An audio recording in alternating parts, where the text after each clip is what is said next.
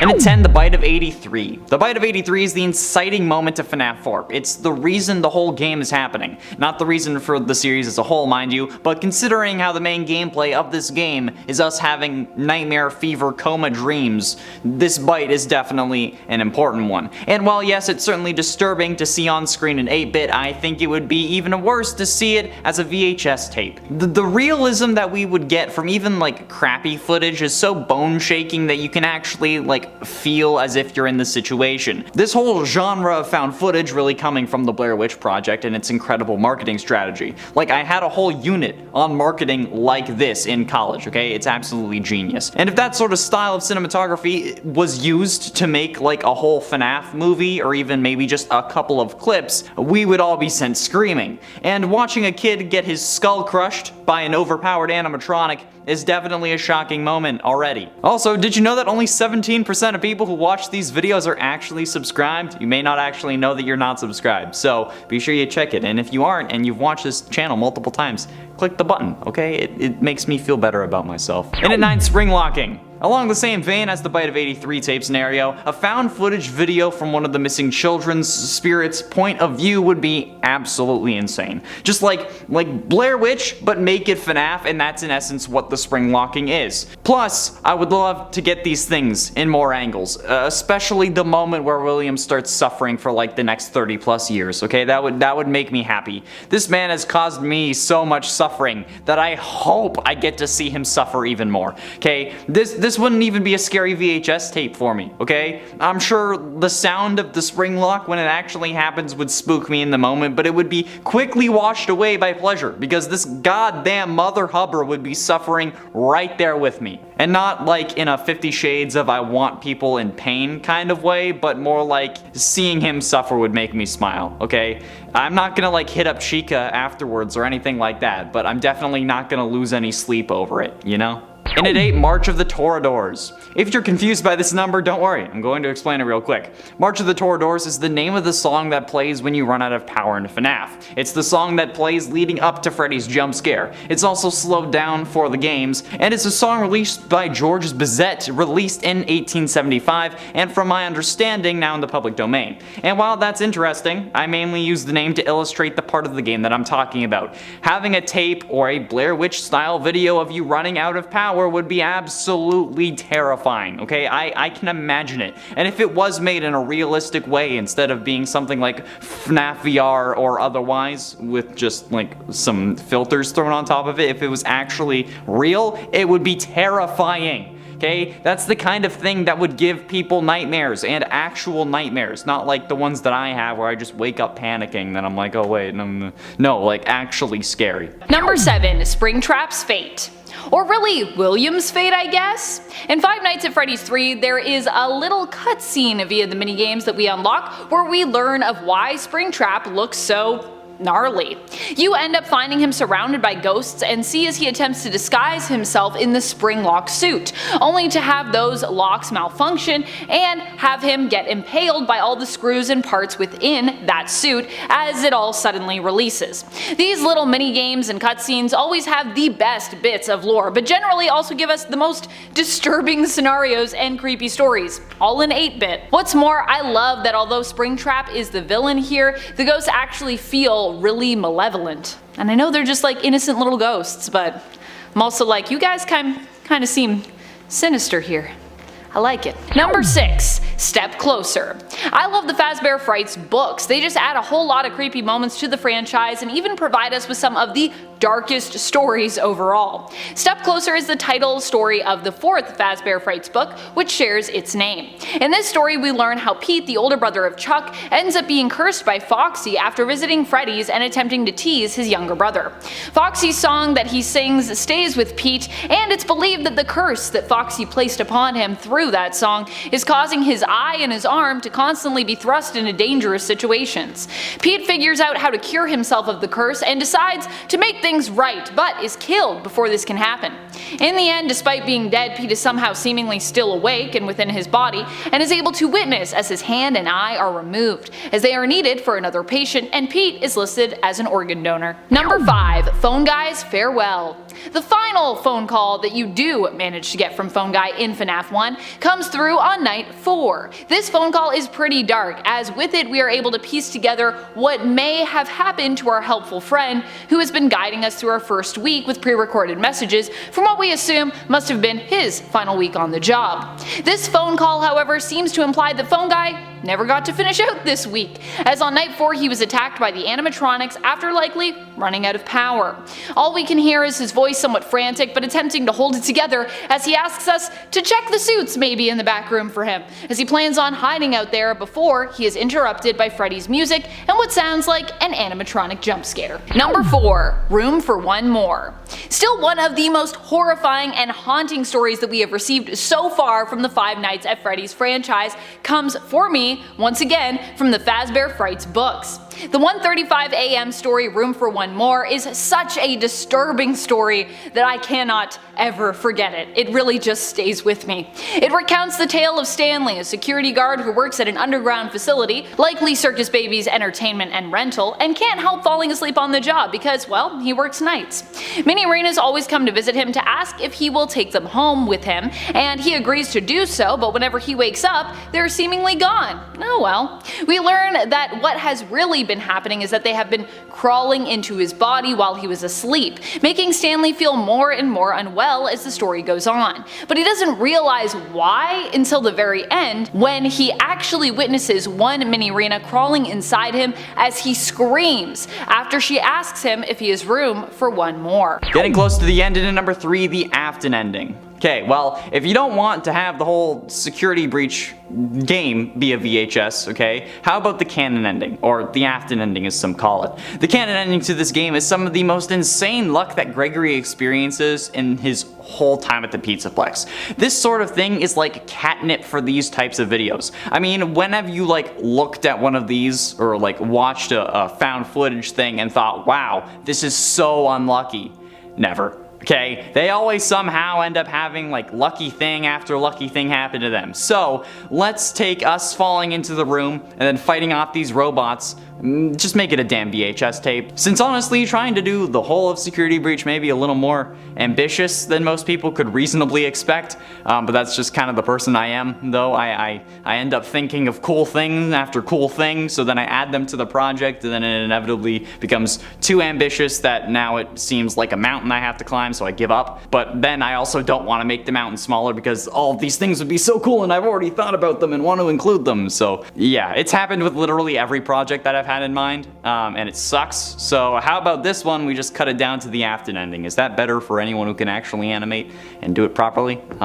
I hope so. Penultimately, in at number 2, the Claw. Elizabeth Afton getting grabbed by Baby is one of the most terrifying moments in the series, possibly because Crying Child might have seen it, which would explain the mouths on the nightmare animatronic stomachs. However, if we were to see a tape of this moment from Crying Child's perspective, whether that detail be canon or not, oh my freaking god, that would be so utterly terrifying that we may actually, like, I might actually freeze, okay? I don't know how to explain why a kid hiding in the bushes while his sister is grabbed by an animatronic claw while trying to get ice cream would be so shocking and horrible, except for how I just did it. But like, especially considering that this kid ends up turning into an absolute psychopath after this, and by that I mean Elizabeth, not Crying Child, but like, still, okay? The found footage that's like of someone hiding for some reason is always scarier than someone who's in the middle of the action, because I feel like it's, if you're hiding, you can point the camera at the scene,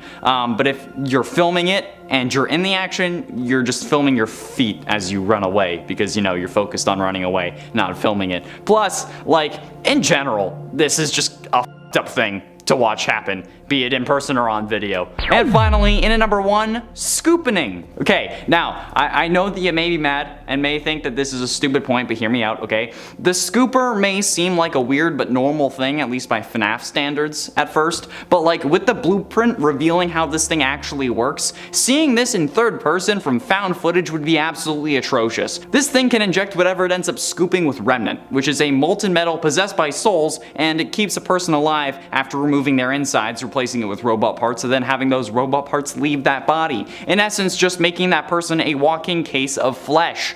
Do you really want to watch that happen from a security camera? or even just watch it happen to someone else, okay? No. In Sister Location, we see it in first person, okay? All we see is just basically like a mighty machine digging into our body. But like from the outside looking at Michael, we would see so much more. And if it's from Ennard's perspective, it would only be worse. Number 10, Night 5 phone call. It's possible that the creepy phone call we get on Night 5 of FNAF 1 is just there to creep us out. And if that is its only meaning or purpose, I would say it does its job pretty well. But of course, that is never enough for us FNAF fans. We need it to mean something. Why does it happen? And why only on Night 5? Is there a hidden message somewhere in there? While many fans have broken down this recording, lots of theories claim that it's saying something different than other theories. It doesn't seem we've universally been able to agree on the words being said or the meaning behind them, if there really was any meaning at all. We still don't have a confirmed answer for this creepy call, where it came from, or what it's trying to tell us. Is it a demonic message? Are the children trying to reach out? Or is it just there to scare FNAF 1 players? And it really does mean nothing. Number 9, Purple Guy. So one of the unexplained parts of FNAF is something that I feel like we have been trying to justify for years, but that also might just be as simple as a game design explanation. This one, I guess, is sort of explained, but it's never been explicitly confirmed by Scott Cawthon, I don't believe. So because I feel like it's interesting and we don't know for sure, I figured I'd include it here. In the mini games, William Afton appears as a purple guy. This became so synonymous with the character that one of his aliases even became Purple Guy. But why does he appear to be purple? Some claim this is because William Afton is an undead figure. He died, he rotted, turning purple, much like Michael did in Sister Location. He also looks purple in that game as well, in the mini games. If we even want to call those mini games, I don't know, the mini walking about. And so, because William Afton's corpse is all decomposed, that's how he appears. But what about in FNAF 3? We also see a mini game where he seems to be alive as we watch as he gets into the Springtrap suit, running from what we assume are the ghosts of his victims. Once in the suit, it's evident that the spring locks have malfunctioned, puncturing his body and killing him. So if he doesn't die till after, how could he be purple before? Why would he appear purple before his death in these games?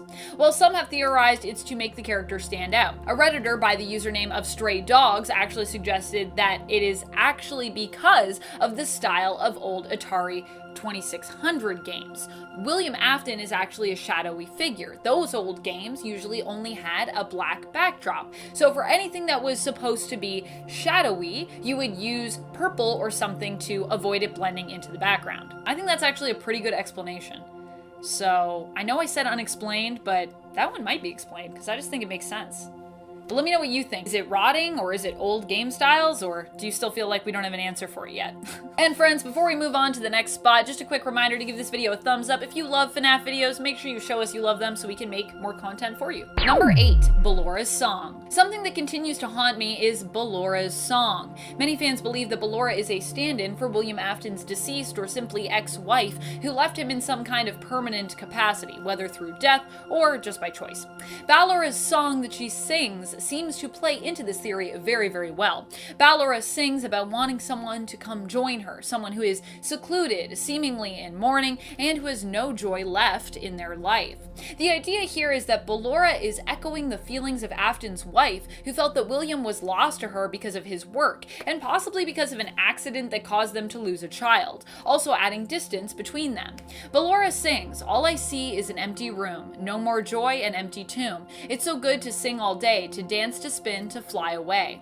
If Bellora was built to represent William's wife, who left him after the loss of a child, then these lyrics seem to make a lot of sense. However, we still have no real idea if Bellora is meant to represent Mrs. Afton, or if William was ever married at all. I'm still contemplating whether or not his children really are his biological children and not kids that he adopted, created, or potentially kidnapped. What do you think? Is Bellora meant to represent Mrs. Afton, or is she just another of William's twisted creations, meant to just creep us out? And it's 7, Midnight Motorist.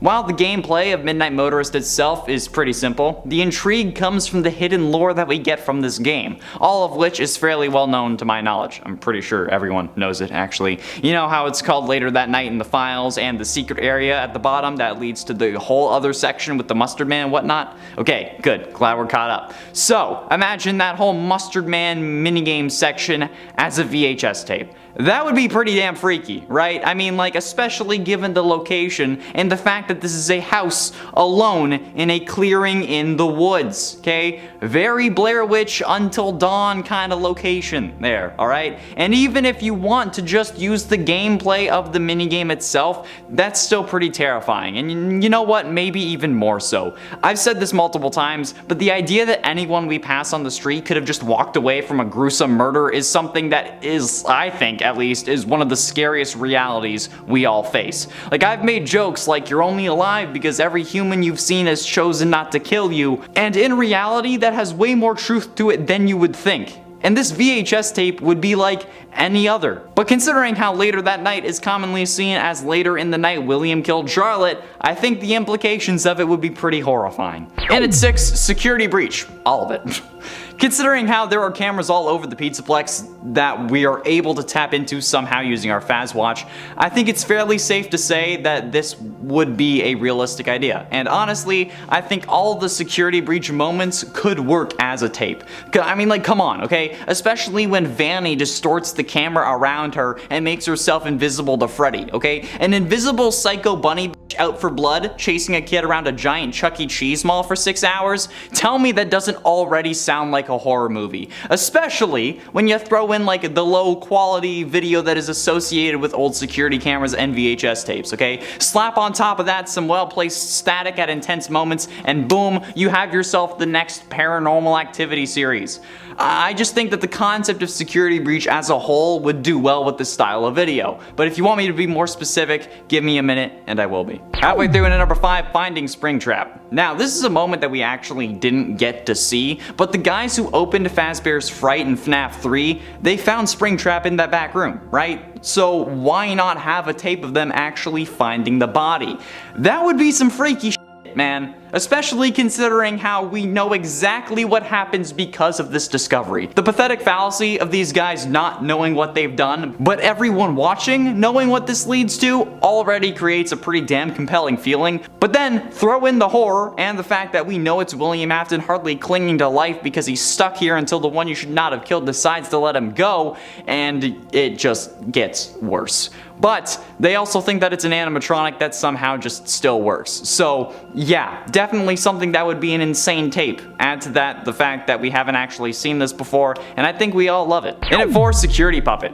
Another minigame from FNAF 6 that I think would make an incredible video, Security Puppet. And I mean like the whole finding Charlotte dead outside in the rain thing, not the whole do nothing until the final round because the green bracelet is stuck outside thing, okay? Because genuinely seeing this from the puppet's POV with like the green bracelet being highlighted and maybe even the only thing that is actually in color on the screen would make this so much more impactful, okay? The pain that the viewer would feel as we slowly crawl out to her bleeding body would be insane.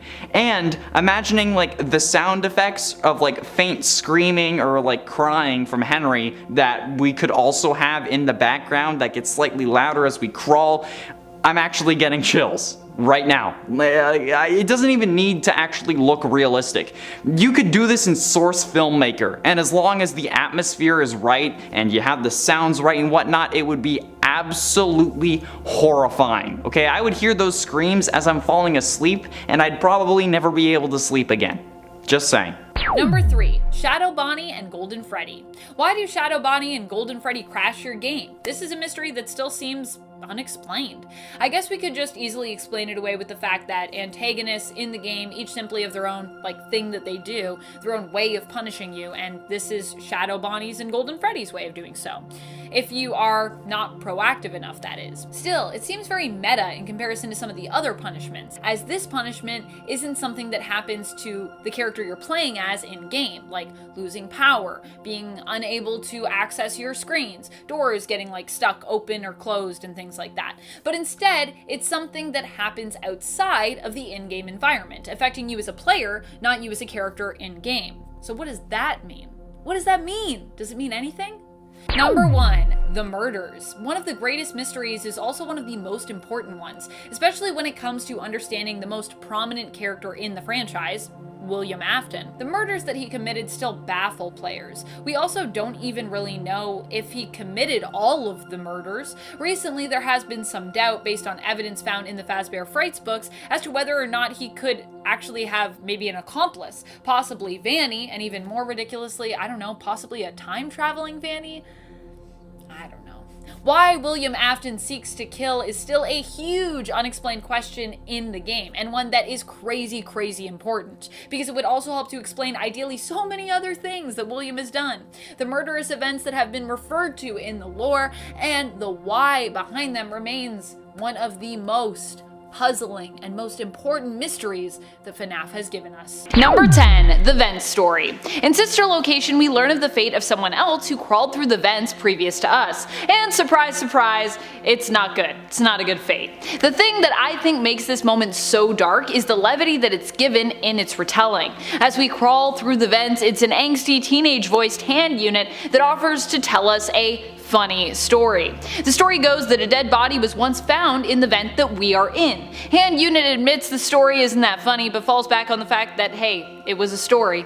As you are in the vent, the fact that there is no sympathy for the dead body or any explanation of how or when it was found just kinda adds to the darkness and the horror of this moment. Number 9. The Final Call. In the first FNAF game, our final call sounds like a demon picked up the phone to call you. Gone, of course, is the reassuring voice of Phone Guy, as he has his own problems to deal with after Night 4. However, that makes us wonder who exactly is calling you here, and what is it that they are trying to say. Some fans have theories on this, but no one seems to be able to fully agree on just what could be being said here, if anything. The only thing I think we can all agree on is how creepy this phone call is.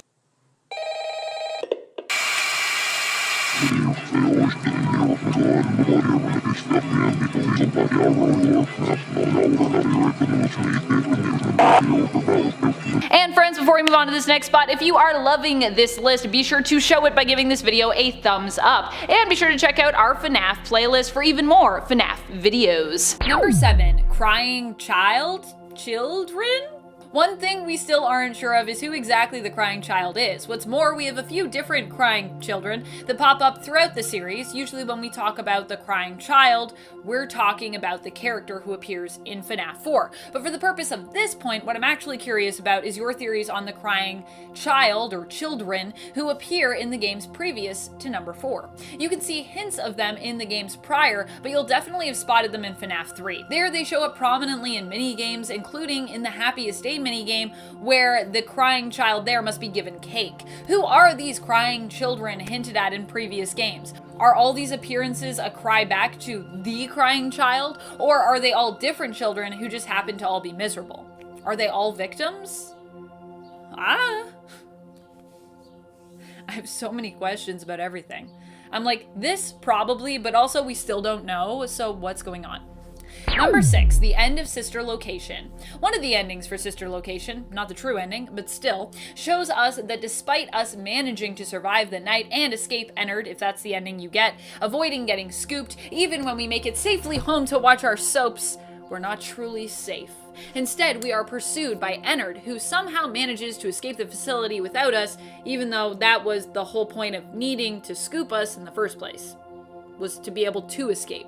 And also, miraculously, either finds a way to follow us home or find out somehow where we live. I guess they could have our address on file at Circus Baby's Entertainment and Rental, but still, how did they get out? What? Number 5, it's me.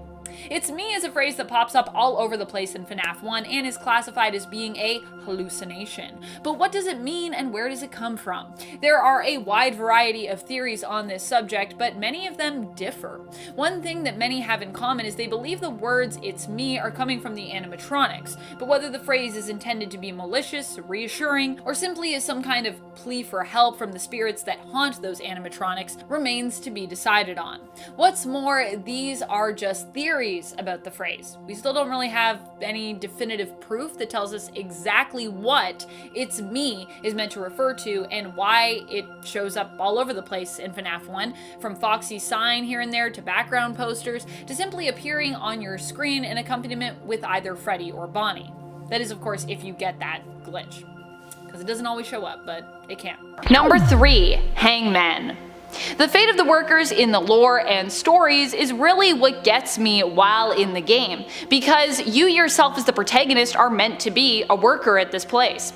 In Sister Location, not only do we have the strangely brief and nondescriptive story of the dead body in the vent, but we also get a moment when on the last night no animatronics appear to be on their stage. Instead, Hand Unit believes they are there when we shine the light on the stages because of the presence of something much darker and awful there. That is 2 dead bodies which appear to be hanging from the rooftop of both of the stage areas. These bodies are likely the workers who you have been told stayed well past their shift end and have not yet left. Turns out they couldn't leave because they were too busy being dead. They're just hanging around. Number 2. Death of Crying Child. I think this was also one of the most shocking moments for me in this game, especially in FNAF 3, and especially given what happens before even this moment. Crying Child is afraid of the animatronics at Freddy's, but despite this, his brother, Foxy Bro, possibly Michael Afton, and his brother's friends take him to see the animatronics up close. Great. They are doing this obviously because they enjoy tormenting this poor kid who just wants to stay at a safe distance away, and maybe doesn't even want to be there. That whole part is a little confusing to me based on the toys that the Crying Child owns. It seems as though they actually might be a Freddy's fan, but maybe it's just the animatronics and not the character's overall brand that they have a problem with. They get up close and push Crying Child towards the animatronics, forcing him to give the animatronic a big kiss. However, Crying Child's head then becomes stuck inside the mouth of said animatronic and then is shown being crushed after it malfunctions. Despite the 8-bit graphics, this moment is shocking and haunting. Like I said, these 8-bit graphic scenes are just a lot. Number 1. Death of Elizabeth. A lot of the darkest moments in my mind come from one of my favorite games in the franchise, Sister Location. I mean, maybe that's part of the reason that I love it so much. I do like dark things. The death of Elizabeth is definitely one of the darkest moments out there. I especially love the eerie monologue we get from Circus Baby surrounding it, explaining how she lured Elizabeth away from the group using ice cream and was seemingly unaware of what was going on or why exactly it happened, as though it were part of Circus Baby's programming to kill Elizabeth, devouring her and trapping her soul within the animatronic. Time for an honorable mention. Honorable mention. Another dark moment that I love actually comes from the first game and isn't so much an event that happens within the story as just a recurring game mechanic moment, if you will. Just Foxy in general in that game just creeps me out in the best possible way, whether it be him peeking out from behind the curtain or sprinting towards you or just hearing him banging on the door. Foxy has a lot of dark and terrifying moments that always startle me and threaten to linger behind in my thoughts, especially whenever I find myself staring at a closed curtain somewhere.